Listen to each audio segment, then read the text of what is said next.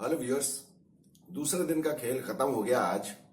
और आज दूसरे दिन के खेल के खत्म होने के साथ ही इस टेस्ट मैच में जो 40 विकेट गिरने थे उसमें से 29 विकेट्स गिर चुके हैं।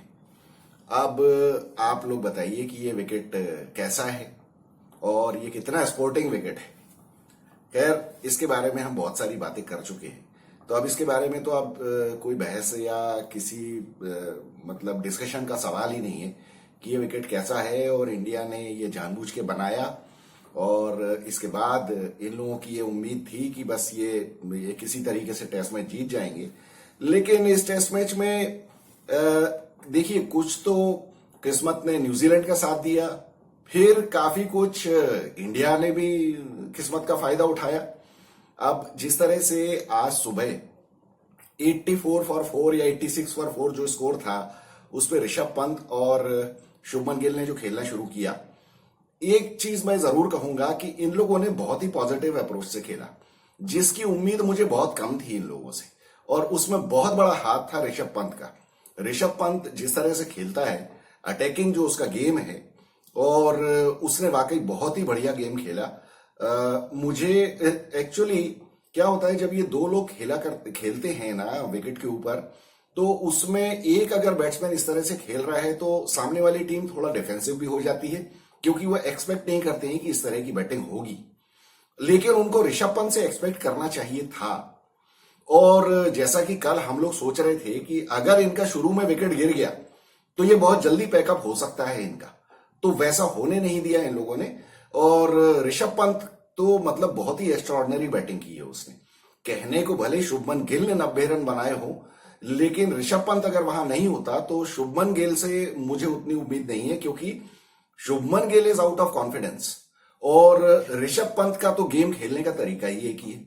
तो मतलब 86 फॉर 4, 84 फॉर 4 का जो विराट कोहली जो आउट हुआ था 84 पे, उसके बाद से ये लोग 180 तक लेके चले गए। 180 पे फिर ऋषभ पंत आउट हुआ है, मतलब 96 रन जोड़े इन लोगों ने। हालांकि उसमें अब देखिए, मैं जो कह रहा हूं कि इंडिया का किस्मत ने साथ दिया। अगर आप लोगों ने मैच देखा हो तो 30-40 रन के ऊपर जब ऋषभ पंत था तो उसका कैच छोड़ा इन लोगों ने, न्यूजीलैंड ने, मैट हेनरी ने उसका कैच टपकाया।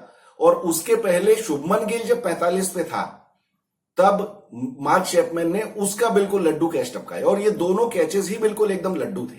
तो 45 प्लस 25 ये 70 रन तो बिल्कुल ही बोनस के इंडिया को मिले।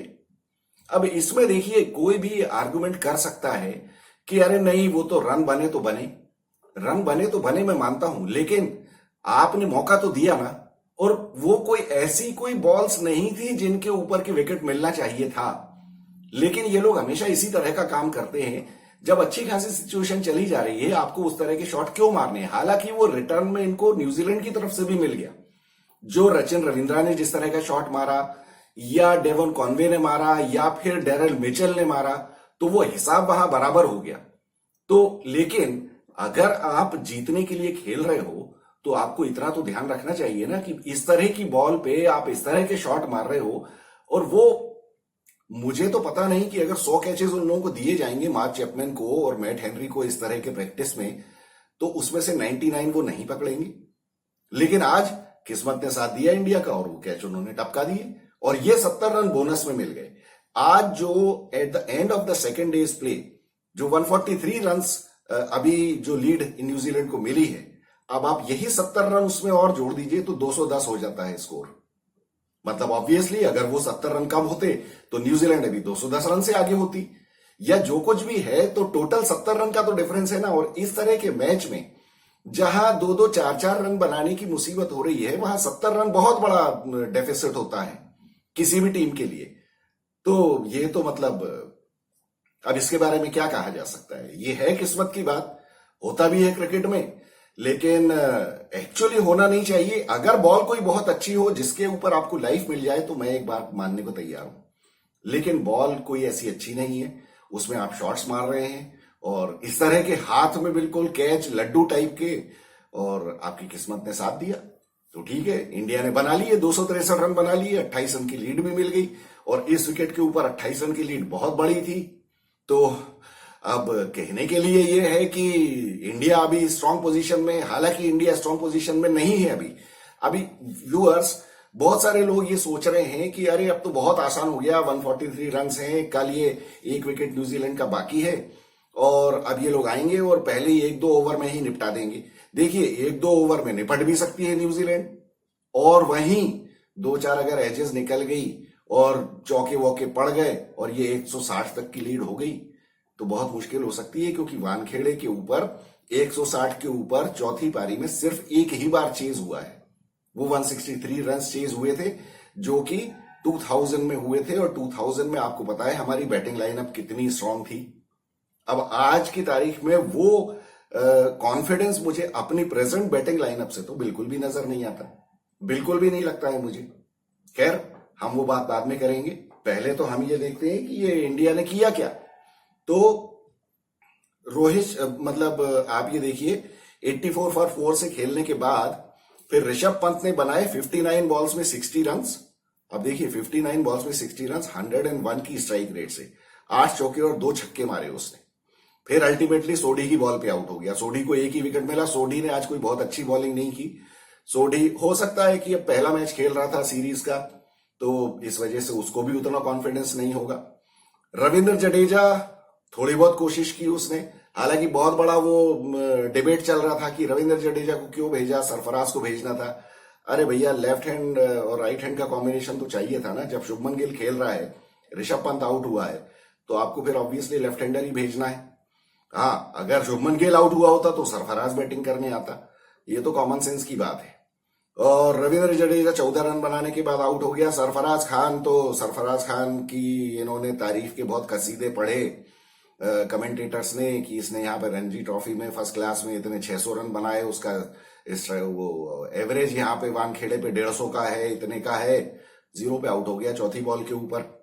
अब ये विकेट ऐसा है, यहां तो कुछ भी कहना बेकार है कि कौन रन बना देगा और कौन नहीं बना देगा, और कौन विकेट ले लेगा और कौन नहीं लेगा, इसका भी कहना मुश्किल है। तो ये जो अभी बहुत सारे लोग बल्ले उछल रहे हैं कि अरे यार, रविंद्र जडेजा और रवि अश्विन और इन लोगों ने क्या बढ़िया बॉलिंग की है, ऐसा वैसा, तो पूरी सीरीज में हमने देख ही लिया ना यार, क्या बढ़िया बॉलिंग की है। तो विकेट, जिस विकेट के ऊपर 2 दिन में 29 विकेट गिरे हों, तो उसमें किसी भी बॉलर की तारीफ करने का कोई फायदा है क्या? मतलब अगर रीजनेबली सोचा जाए तो फिर कोई आर्ग्यूमेंट बनता ही नहीं है ना। यहां बॉलिंग की क्वालिटी और बॉलर की क्वालिटी का तो कोई मतलब ही नहीं है। विकेट के ऊपर बॉल फेंको, जो हो जाएगा सो हो जाएगा। काहे की कैरम बॉल और काहे की स्नूकर बॉल और काहे की फुटबॉल, ये जबरदस्ती की थ्योरी देने का कोई मतलब है क्या इसका?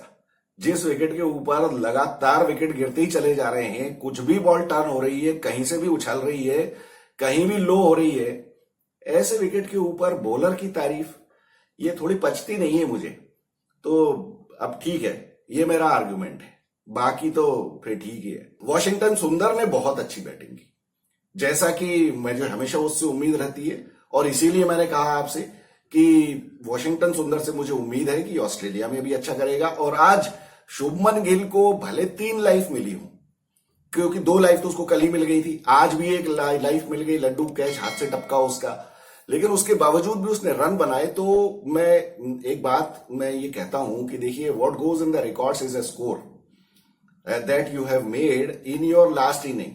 तो जब ये ऑस्ट्रेलिया जाएगा तो इसके ऊपर इसको ये कॉन्फिडेंस रहेगा कि हाँ, मैं लास्ट मैच में 90 रन बना के आया हूं। और शुभमन गिल के साथ ये है, ये जब भी मैच में 90 रन बनाता है ना, तो इंडिया मैच जीत जाती है। आपको याद होगा गाबा टेस्ट में भी इसने 91 रन बनाए थे, तब भी इंडिया मैच जीती थी। तो अब इसके बारे में खैर अब ये क्या कहा जा सकता है, लेकिन रन तो बनाए। लेकिन उससे भी ज्यादा अच्छा वॉशिंगटन सुंदर ने खेला। ये वॉशिंगटन सुंदर खेलता है तो काफी क्लीन खेलता है वो, और मुझे तो काफी भरोसा है इसके ऊपर। रविचंद्रन अश्विन अपने 13 बॉल में 6 रन बना के आउट हो गया। आकाशदीप रन आउट हो गया, जबरदस्ती रन आउट हो गया, भाग पड़ा, कुछ भी क्या किया जा सकता है इनका। ठीक है, 263 रन, फिर भी 28 रन की बहुत वाइटल लीड मिली इन लोगों को। और 4 रन पे चौथा विकेट जो 84 पे गिरा था, उसके बाद 5वां ऋषभ पंत आउट हुआ 180 के ऊपर। 203 के ऊपर जडेजा आउट हो गया, फिर उसके बाद 204 के ऊपर सरफराज खान आते साथ ही आउट हो गया।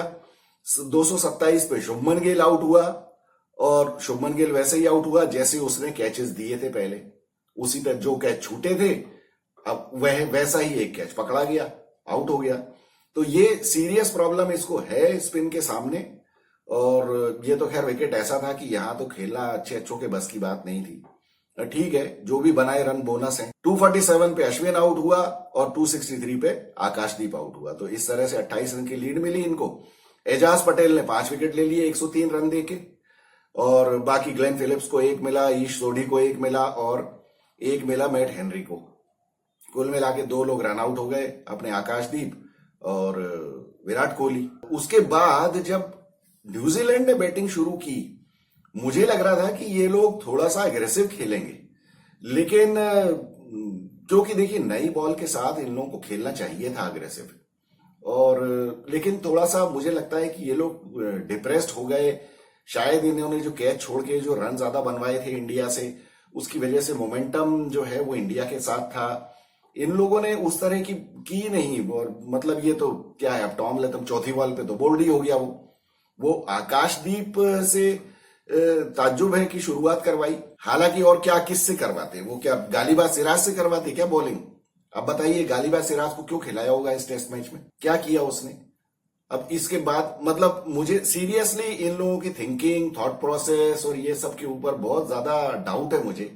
ये लोग किस तरह से, इन लोगों को क्या, इसके बाद कोई कहे कि एक्सपीरियंस है हमको 100 टेस्ट मैचेस खेलने का, इतना ये करने का वो करने का। और सिराज को देख के आपको नहीं लगता कि भैया इसको विकेट नहीं मिलेंगे, इससे बॉलिंग नहीं हो रही है, पिछले 10 टेस्ट मैचेस से नहीं हो रही है, इस पूरी सीरीज में नहीं हुई है, इसके बावजूद भी जसप्रीत बुमराह को निकाल के आपने सिराज को खिला लिया। विकेट आपने कैसा बनाया है ये आपको बहुत अच्छी तरह से पता है। अब जब आपको मालूम ही था कि ये इस तरह का विकेट बनना है, तो आप क्या सोच रहे थे कि मोहम्मद सिराज आपको 7-8 विकेट लेके दे देगा इस विकेट के ऊपर? ये देखिए व्यूअर्स, कॉमन सेंस की बात है। जब आपको मालूम है कि आपने घटिया विकेट बनवाया है जिसमें बॉल स्क्वायर टर्न होने वाली है, तो फिर आप क्या सोच रहे थे कि सिराज से कितने ओवर करवाओगे? अगर आपको यह लग रहा था कि नहीं सिराज इस विकेट के ऊपर 10 विकेट ले सकता, तो मैं मान सकता हूं। लेकिन ये तो किसी मूर्ख आदमी को भी पता होगी ना ये बात कि सिराज को इतनी बॉलिंग नहीं मिलने वाली है, आकाशदीप को इतनी बॉलिंग नहीं मिलने वाली है कि इसके ऊपर उनको 10-10 विकेट मिल जाए या 5-6 विकेट मिल जाए। तो फिर ऑब्वियस चॉइस क्या बनती है? अक्षर पटेल ना। बल्कि मैंने तो कल ये भी कहा था कि आपको हाफ फिट कुलदीप यादव को ही खिला लेना चाहिए था, क्योंकि वो अक्षर पटेल, सॉरी ये आपका डीएसपी सिराज और आकाशदीप, इनसे तो अच्छी वही बॉलिंग कर लेता ना, भले हाफ फिट होता। वो करना क्या है इस विकेट के ऊपर? आपको सिर्फ टप्पे पे बॉल फेंकनी है, वो खड़े होके एक कदम से फेंक दो आप, और क्या चाहिए आपको? बाकी इन लोगों ने क्या किया है? कुल मिला के क्या कर लिया? आकाशदीप ने पहली पारी में 1 विकेट लिया था, दूसरी पारी में 1 विकेट लिया है, 2 विकेट। सिराज को कोई विकेट ही नहीं मिला, तो आपने 2 बॉलर्स आपने ऐसे खिलाए जिन्होंने पूरे मैच में 2 विकेट लिए, और उसकी जगह आप अक्षर पटेल खिलाते तो न्यूजीलैंड को हवा भी नहीं लगती कि मैच कब निकल जाता है इनके हाथ से। अभी तक तो न्यूजीलैंड को पैकअप कर दिया होता है इन्होंने बुरी तरह से, और इंडिया जीत भी गई होती मैच, क्योंकि वो रन भी बना देता। क्या ठीक है यार, अब किसके बारे में क्या कहूं मैं, क्या कह सकता हूं? ये लॉजिकल थिंकिंग नहीं है, ये रैशनल थिंकिंग नहीं है, और they are not using their experience, and this shows actually that they don't have any experience. मतलब इसके बाद we are forced to say this. What else can we say? That when you are not using your previous knowledge about somebody, about the wicket that you have prepared, and after that you are playing with 2 fast bowlers who are taking just 2 wickets in the whole test match, and you are keeping Akshar Patel out. This doesn't make a sensible thought. मुझे तो बिल्कुल समझ में नहीं आता। ये बहुत ही ज्यादा गलत डिसीजन इन लोगों के हैं, पता नहीं क्या करते हैं, और this is what causes frustration. हम लोगों को फ्रस्ट्रेशन होता है कि ये लोग कितने गलत डिसीजन ले रहे हैं, just because they are there to take these decisions. क्या कर सकते हैं हम तो फ्रस्ट्रेट ही हो सकते हैं बस। व्यूअर्स आप बताइए, इस आर्ग्यूमेंट में कुछ दम है या नहीं है कि इन्होंने अक्षर पटेल को क्यों नहीं खिलाया? आपको क्या लग रहा था कि मतलब अगर हमने अक्षर पटेल को खिला लिया और सिराज को नहीं खिलाया तो मतलब हमको फिर नई बॉल से विकेट कौन लेके देगा? तो नई बॉल से आपको किसने विकेट लेके दिए यार? जब मिले ही नहीं तो आप अक्षर पटेल को ही खिला लेते ना। अरे उसी से करवा देते नई बॉल, वो आपको नई बॉल से भी विकेट लेके दे देता। वो तो करता भी है ना, वो तो T20 में भी करता है, पावर प्ले में बॉलिंग। लेकिन यहां तो हाइप बना के रखी हुई है कि नई बॉल से सिर्फ अश्विन बॉलिंग करता है। अक्षर पटेल के बारे में कोई बात ही नहीं करता है। अक्षर पटेल के बारे में कोई बात नहीं करता है कि Akshar Patel is too good a bowler to be left out of the team. Akshar Patel is too good an allrounder to be left out of the team. Nobody talks about it. लेकिन वही जडेजा जडेजा, अश्विन अश्विन। आज बात करें अगर कि नई बॉल से इंडिया में टेस्ट टीम में बॉलिंग कौन करता है, तो सारे लोग कहेंगे अश्विन की, लेकिन अक्षर पटेल का नाम कोई नहीं कहेगा। हमने पूरे कब से देखते चले आ रहे हैं, हर आईपीएल के टूर्नामेंट में आपको अक्षर पटेल पावर प्ले में बॉलिंग करता हुआ दिखता है, लेकिन नहीं। और जो व्हाइट बॉल से जो नई बॉल से बॉल कर सकता है, वो रेड बॉल से जब नई बॉल करेगा वो तो तहलका मचा देगा। लेकिन मुझे लगता है कि यहां तो ये टीम वीम आपस में भी टीम बनी हुई है कि किसको क्या करना है, किसको प्रेज करना है, किसको नहीं करना है, ये हमको समझ में आता है। अब मैं क्या कर सकता हूं इस बारे में, व्यूअर्स आप लोग बताइए आपको क्या लगता है। डेरिल मिचेल, रचिन रविंद्रा और ये मतलब डेरिल मिचेल, इन लोगों ने तो बहुत ही गंदे शॉट मारे, बहुत गंदे शॉट मारे। उसके पहले डिवॉन कॉनवे आउट हो गया वॉशिंगटन सुंदर की बॉल पे। उसको पहली पारी में जो खेला था फर्स्ट टेस्ट मैच में, उसके बाद से उसको पता नहीं क्या हो गया है, उसने रन नहीं बनाए। लेकिन Will Young undoubtedly has been the best batsman of this series from both sides. गजब की बैटिंग की उसने। वो तो आउट होते हुए दिख ही नहीं रहा था, वो तो आखिरी में भी जब आउट हुआ है, कहने को वो जरूर भाई अश्विन की बॉल पे आउट हो गया, लेकिन मैं ये नहीं कह सकता कि अश्विन ने उसको, ठीक है कहने को कॉटन बोल्ड हुआ है, लेकिन he was running out of partners. अब 8 विकेट हो गए थे, उसके बाद तो उसको चांस लेना ही था। अगर वो पार्टनर्स उसके पास होते तो शुरू में तो बिल्कुल आउट होते हुए मैं देखा ही नहीं ना। कोई भी ऐसा बीट नहीं हुआ, कुछ नहीं हुआ, जबकि बॉल स्क्वायर टर्न हो रही थी, कुछ भी हो रहा था, बॉल लो भी हो रही थी, सब कुछ हो रहा था। उसके बावजूद भी बहुत कॉन्फिडेंटली खेला, बहुत ही बढ़िया बैटिंग की है और ये लड़का आगे न्यूजीलैंड क्रिकेट का नाम करेगा। रचिन रविंद्रा का जो ब्रेन फेड हुआ है ना, मुझे समझ में नहीं आया। अच्छा खासा चौका मारने के बाद रवि अश्विन की बॉल पे कूद के निकल पड़ा आगे। अब वो वहां उसने रवि अश्विन को जो विकेट दे दिया ना, उसके बाद बस फिर रवि अश्विन ने तो फेंकनी शुरू कर दी अपनी। और कमेंटेटर्स भी देखिए आप, वहां वो दिखा रहे हैं जी सिनेमा वाले, पिछली 4 बॉलों में, पिछली 4 कैरम बॉलें जो फेंकी है रवि अश्विन ने, उसमें 2 विकेट मिले हैं।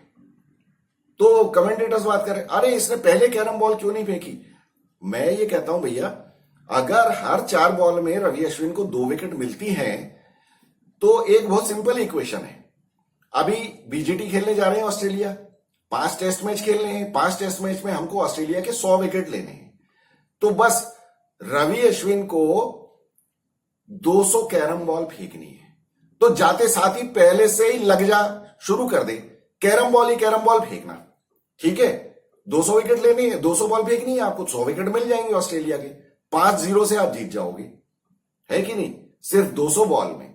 क्योंकि रवि अश्विन का तो रिकॉर्ड आज बता दिया हमको, कमेंटेटर्स ने भी बता दिया और जी सिनेमा ने भी बता दिया कि 4 बॉल में 2 विकेट लेता है ये कैरम बॉल में। इस आर्गुमेंट में कुछ दम है, तो ये इस तरह के आर्गुमेंट करते क्यों है। फिर अभी तक क्यों नहीं फेंकी अभी अश्विन ने तीसरे टेस्ट मैच के, मतलब आज ऑलमोस्ट सेकंड लास्ट डे है ना, अब तो किसी भी हालत में सेकंड लास्ट डे ही है, चाहे कल इंडिया जीते चाहे न्यूजीलैंड जीते, आज तो सेकंड लास्ट डे हो गया ना सीरीज का। तो अभी तक कैरम बॉल क्यों नहीं फेंकी। और हर कैरम बॉल पे तुझे हर दूसरी कैरम बॉल पे विकेट मिलता है, तो कैरम ही कैरम खेल फिर, और क्या, बाकी को क्यों कुछ करना है। लोग बाग भी यार क्या बोलेंगे वो बताइए आप। मिचेल को, इसने डेरिल मिचेल को अश्विन ने एक बॉल फेंकी, उस पर वो बीट हो गया, ठीक है, बुरी तरह से बीट हो गया। और कमेंटेटर्स दोनों कार्तिक भाई कमेंटेटर्स बैठे हुए थे। अब ये कनेक्शन देखिए आप, दोनों कार्तिक भी चेन्नई से आते हैं और ये रवि अश्विन भी चेन्नई वाला है, ठीक है। दोनों लगा क्या बीट कर दिया मिचेल को। उसकी अगली बॉल पे डेरिल मिचेल फिर बीट हुआ और उस पर इतना गंदा रिव्यू लिया है अश्विन ने, वो ऑफ स्टंप के बाहर था, ऑफ स्टंप के बाहर लगा है, अंपायर ने नॉट आउट दिया, घुस गया वहां जाके रिव्यू ले लिया लड़ झगड़ के उससे रोहित शर्मा के साथ, फिर वो नॉट आउट हो गया। अब 2 बॉल पे कंटिन्यूअसली बीट हुआ डेरिल मिचेल, ठीक है। उसके पहले छक्का मार चुका था वो अश्विन को, और अश्विन ने क्या किया कि तीसरी बॉल जो फेंकी, लगातार 2 बार बीट करने के बाद तीसरी जो फेंकी तो उसमें अश्विन रुक गया, और उधर डेरिल मिचेल ने बैटिंग जो कर रहा था उसने रिवर्स स्वीप के लिए बल्ला निकाल लिया था। तो ये दोनों कार्तिक बंधु लगे तारीफ करने, अरे this is so like Ashwin, Ashwin was never going to bowl that ball because he wanted to see what Mitchell is going to do on the third ball after getting beaten on 2 consecutive balls. What Daryl Mitchell wanted to do, this was what Ashwin wanted to see, so he never wanted to bowl that ball. तारीफ के पुल एकदम बिल्कुल, तू भी मद्रासी मैं भी मद्रासी, आ जाओ मद्रास खेलते हैं, इस तरह की हरकत ये दोनों कार्तिक बंधु। अगली बॉल पे डेरिल मिचेल ने घुमा के छक्का दिया मैदान के बाहर। अब बताइए इतनी स्मार्टनेस दिखाने की जरूरत क्या है? तुमने ये देखा कि डेरिल मिचेल क्या करने वाला है तो उसकी अगली बॉल पे क्यों नहीं देखा कि छक्का मारने वाला है?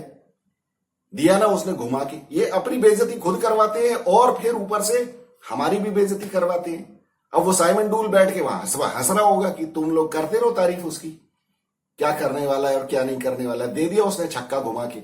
भाई साहब ये जो 3-4 छक्के खाए ना आपके, ये बहुत भारी पड़ने वाले हैं आपको ये बनाने भी तो है ना रन। खैर व्यूअर्स, कमेंटेटर्स का तो मैं क्या कहूं यार, कमेंट्री का स्टैंडर्ड तो ऐसा है बिल्कुल भगवान ही मालिक है इन लोगों का। मतलब आपने कितनी बार ये सारे टेस्ट मैचेस में ये जो ये बेकार टाइप के विकेट बना के, गड्ढे बना के हमेशा कमेंटेटर को आप सुनेंगे। और even Ravi Shastri, on a wicket like this you have to spend time, every batsman has to spend time. It is not easy for a new batsman to come and play on a wicket like this. अरे यार, this sentence holds good for every wicket. कोई दुनिया का कोई सा भी wicket हो, आपको क्या लगता है कि कोई भी नया बल्लेबाज आके पहले बॉल से घुमाना चालू कर देगा, बल्ला चलाना चालू कर देगा? तो आप ये क्यों बोलते हो on a wicket like this it is important for a batsman to get set before playing his shots. अरे दुनिया की हर विकेट के ऊपर ये होल्ड गुड करता है यार। क्या स्टेटमेंट है ये रवि शास्त्री का, और ये सारे के सारे कमेंटेटर्स यही बात बोलते हैं, on a wicket like this it is not easy to score runs when you come on the wicket. नए बल्लेबाज के लिए बड़ा मुश्किल होगा ये खेलना इस विकेट के ऊपर। अरे सारे विकेट के ऊपर मुश्किल होता है यार, कहां से पकड़ के लाए इनको यार, इनको चमचागिरी के अलावा कोई काम ही नहीं है। खैर फिलिप्स ने तो भगदड़ मचा दी बिल्कुल। ग्लेन फिलिप्स का एटीट्यूड मुझे बहुत सही लगा। उसका देखिए अप्रोच इस विकेट के ऊपर ऐसा ही होना चाहिए था, क्योंकि उसको पता था कि ये उसकी छठी पारी है इस सीरीज की, आखिरी पारी। अभी तक उसने कुछ उखाड़ा नहीं, अभी तक उसको समझ में आया नहीं, अभी तक वो वैसे ही आउट होता चला गया। जडेजा के मारे परेशान है वो, जडेजा के उसको बुरे बुरे सपने आते होंगे रात में। तो उसे पता था कि मुझे क्या करना है। उसने सीधे 10-11 बॉल में 26 रन ठोके, 14 बॉल में हिसाब बराबर। एक टाइम 10 बॉल पे 20 रन बनाए थे उसने, 14 बॉल में 26 रन बनाए और उसके बाद आउट होके चला गया। वो एक कैरम बॉल के ऊपर रविचंद्रन अश्विन ने अपनी पीएचडी लगा के कैरम बॉल फेंकी। अभी मैं चाहता हूं यही पीएचडी लगाए बीजीटी में जाके और 200 कैरम बॉल फेंके बस।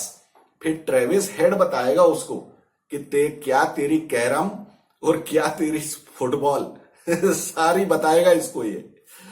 तो क्या ठीक है, वो देखेंगे, हम बीजीटी में ही देखेंगे। तो ग्लेन फिलिप्स ने बढ़िया काम किया। ईश सोधी ने भी 8 रन बनाए, मैट हेनरी ने 10 रन बनाए। अब ये देखिए आप, ग्लेन फिलिप्स तो ठीक है, चलिए he is just like an all rounder. Tom Blundell को तो आउट होना ही होना था। मैट हेनरी ने 10, ईश सोधी ने 8, एजाज पटेल 7 रन बना के अभी भी खेल रहा है। तो 10 और 18 और 7 25 रन। ये 25 रन बहुत भारी पड़ेंगे, बहुत भारी पड़ेंगे। फिर 171 फॉर 9 हो गया इनका। पहला विकेट गिरा टॉम लेथम का, 2 रन पे ही गिर गया। फिर उसके बाद 39 पे डेवॉन कॉनवे आउट हुआ। 44 पे रचिन रविंद्रा ने सुसाइड कर लिया विकेट के ऊपर। 94 पे डेरिल मिचेल ने गंदा शॉट मार दिया। 100 रन के ऊपर टॉम ब्लेंडल को तो वो तो आउट होना ही था उसको। 131 पे ग्लेन फिलिप्स ने बहुत बढ़िया स्पीड पार्ट के हिसाब कर दिया। ईश सोडी 148 पे आउट हुआ। 150 पे will young when he was running out of partners, तो उसको मारना ही था वो शॉट। 171 पे मैट हेनरी आउट हुआ और उसके बाद 3 बॉल रहते हुए मैच कॉल ऑफ हो गया, क्योंकि फिर कोई मतलब नहीं था, 1.5 मिनट का गेम बाकी था। अब ये बहुत इंटरेस्टिंग सिचुएशन हो गई है। रविंद्र जडेजा ने 4 विकेट लिए, अश्विन ने 63 रन देके 3 विकेट लिए, बाकी वॉशिंगटन सुंदर को और आकाशदीप को एक एक विकेट मिला। अब इतना इंटरेस्टिंग काम हो गया है, 143 की लीड है। अब व्यूअर्स, आपको क्या लगता है कल क्या होने वाला है? क्या इंडिया जीतेगी या न्यूजीलैंड जीतेगी? अब मुझे ऐसा लगता है कि ये मैच मेरे हिसाब से तो 50-50% है। 50-50%। देखिए, कुछ भी हो, हम इंडियंस जो हैं, हम कितना ही अपनी टीम को क्रिटिसाइज करें, कुछ भी इनकी अप्रोच को हम क्रिटिसाइज करें, अल्टीमेटली हम चाहते तो है ना कि इंडिया जीते। तो कितना ही ये बेईमानी करें, बेईमानी के विकेट बनाए, गड्ढे बना बना के ये लोग स्पिनर्स खीर खाएं, लेकिन ठीक है यार, अब क्या करें हम? क्योंकि अगर हम तो नहीं चाहेंगे ना कि टीम हारे। भले बेईमानी कर रहे हैं, अब ये ठीक है, वो बुरा लगता है। वो बुरा लगता है कि बेईमानी से आप अपने घर में अपने फेवर की विकेट बना के और इस तरह से कर रहे हो काम। अब मुझे तो ये लगता है जिस तरह का डेस्परेशन है ना इन लोगों का, ये जिस तरह की ये अब खासतौर पे इस सीरीज में, क्योंकि पिछले कुछ सीरीज से ये लोग थोड़ा स्पोर्टिंग विकेट्स बना रहे थे, लेकिन ये जो स्विंगिंग विकेट के सामने बेंगलोर में ये जो ढेर हुए और बुरी तरीके से मैच हारे 8 विकेट से, उसके बाद से इन लोगों का कॉन्फिडेंस शेक कर गया है। इनको समझ में आ गया कि नहीं भैया, स्पोर्टिंग विकेट वगैरह कुछ नहीं, हम जीत नहीं सकते हैं। हम जीतेंगे तभी जब गड्ढा विकेट बनाओ, तो सामने वाले कुछ गलती करेंगे, कुछ भी हो, सामने वालों को तो उतनी ज्यादा प्रैक्टिस नहीं है ना खेलने की गड्ढे पे, तो ठीक है भैया, यही करो। अब मुझे ऐसा लगता है ये लोग जिस कदर बेईमानी पे उतरे हैं ना व्यूअर्स, अब ये ना धीरे धीरे कहीं उसी लाइन पे ना चले जाएं कि अब ये फिर से मैच फिक्सिंग करने लगे। क्योंकि एक तो गड्ढे बनाओ, ऊपर से अब गड्ढे बना के भी हारे ये लोग, तो क्या होगा? अब ये पैसे देने लगेंगे सामने वाले बल्लेबाजों को, भैया तुम यार पैसे ले लो और आउट हो जाना यार, नहीं तो हमारी बहुत बेइज्जती होगी यहां। फिर दूसरा क्या होगा? दूसरा तरीका ये हो सकता है कि अब सामने वाली टीमें जब आएंगी तो उनको ये लोग फिर ना उनके खाने में जमाल गोटा मिलाया करेंगे, जिससे कि उनके सारे बल्लेबाजों का पेट खराब हो जाए और वो बैटिंग कर ही ना पाए। अब यही लेवल बचा है और क्या। ये जिस तरह का घटिया विकेट बनाया है, उसको मैं किस चीज से इक्वेट करूं यार? This is equal to that only, कि अब ये ही बच गया है, हमसे तो बैटिंग होगी नहीं, हम तो न्यूट्रल विकेट पे भी हम तुमको आउट नहीं कर पाएंगे, हम गड्ढे बनाएंगे तो भी शायद हम ही हार जाएंगे, क्योंकि हम हार भी चुके हैं और अभी कल का भी भरोसा नहीं है। अभी मैच जीता नहीं है इंडिया ने, अभी मैच इंडिया ने जीता नहीं है। तो अब यही बचता है कि भाई अब ये लेवल पे उतारा हो आप कि सामने वाले बल्लेबाजों को पेट खराब होने की वो जमाल गोटा खिलाओ, जिससे कि वो बैटिंग ही ना कर पाए और आप मैच जीत जाओ।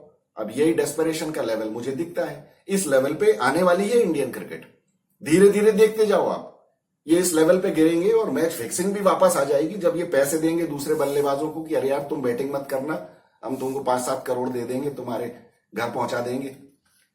और क्या बोलूं मैं? ये तो मुझे अप्रोच यही दिख रही है, जिस तरह की बेईमानी की विकेट बना रहे हैं अपने घर में बुला बुला के कुछ तो भी काम कर रहे हैं ये लोग। तो अब 143 का जो स्कोर है, अब चलिए मान लिया वर्स्ट केस में ये होगा, क्योंकि 9वां विकेट है अभी, विकेट के ऊपर 10वां विकेट है। अब वर्स्ट केस में ये हो सकता है कि 15-20 रन और बना देंगे तो 160। तो मुझे ऐसा लगता है कि कल इंडिया को मैक्सिमम 160 का टारगेट मिलेगा, और या फिर हो सकता है 144 का ही मिले कि आते साथ ही ये लोग आउट हो जाएं। अब उसमें इंडिया के पास बेस्ट चांस क्या है मैच जीतने का? क्या इंडिया मैच जीत सकती है? जैसे 50-50 का तो देखिए ये है कि भैया जैसा इनका रिकॉर्ड है, अगर इनके 30 रन पे 4 विकेट हो गए ना, तो बहुत बुरी बेइज्जती बिल्कुल तय है फिर। और कोई बड़ी बात नहीं है कि 30 रन पे 4 विकेट हो जाए। अब कल के मैच में इनके पास सबसे बढ़िया तरीका यह है कि आते साथ ही नई बॉल के ऊपर इनको करना है अटैक। रोहित शर्मा को यह समझना चाहिए कि मैं चाहे अटैक करूं या नहीं करूं, मेरे से डिफेंस होगा नहीं, मैं आउट हो जाऊंगा। तो उसको लप्पे चलाने हैं, उसको खेलना है कि भैया मेरे को तो लपाड़े चलाने के अलावा मुझे कुछ आता नहीं है, मुझसे मेरे बस का कुछ नहीं है, तो मार लो जितने पड़ जाएं।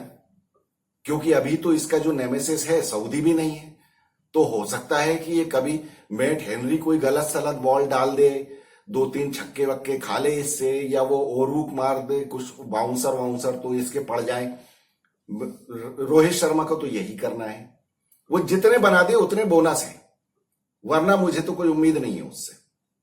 उसके बाद जायसवाल का भी वही काम है, जायसवाल को भी वही करना है, क्योंकि इनके इंडियंस की अप्रोच ही वही होनी चाहिए कि भैया नई बॉल पे ठोक पीट लो, इसके पहले की स्पिनर्स आए। एक तो भगवान ने तुम्हारी इतनी मदद कर दी है कि मिचेल सेंटनर की तबीयत खराब कर दी। आप व्यूअर्स बताइए, अगर मिचेल सेंटनर इस टेस्ट मैच में होता तो अभी तक इंडिया बची होती क्या? आज सुबह लंच तक ही पैकअप हो गया होता इनका। हर हालत में, किसी भी हालत में ये बर्बाद हो चुके होते। लंच में ये 100-150 रन की लीड दे चुके होते न्यूजीलैंड को। मिचेल सेंटनर की तबीयत खराब करके भगवान ने अपना आशीर्वाद का हाथ रखा है रोहित शर्मा के ऊपर कि जा बेटा कर ले कुछ। लेकिन ये लोग तो सोचने लगे कि अरे हम तो डिजर्व करते हैं जीतने के लिए।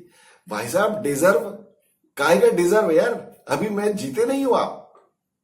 अभी कल जायसवाल अगर आउट हो गया ना, फिर आप देखो किस तरह का डांस होता है विकेट के ऊपर। मुझे बहुत ज्यादा उम्मीद है कि भैया जायसवाल कुछ कर ले। जायसवाल ने अगर नहीं किया ना, आप देखिएगा व्यूअर्स, इन लोगों की बहुत अफरा तफरी मच जाएगी कल। तो मैं तो ये मना रहा हूं कि भैया जायसवाल बनाए कुछ रन, 30-40 रन ठोके, जिससे कि वो न्यूजीलैंड भी प्रेशर में आए।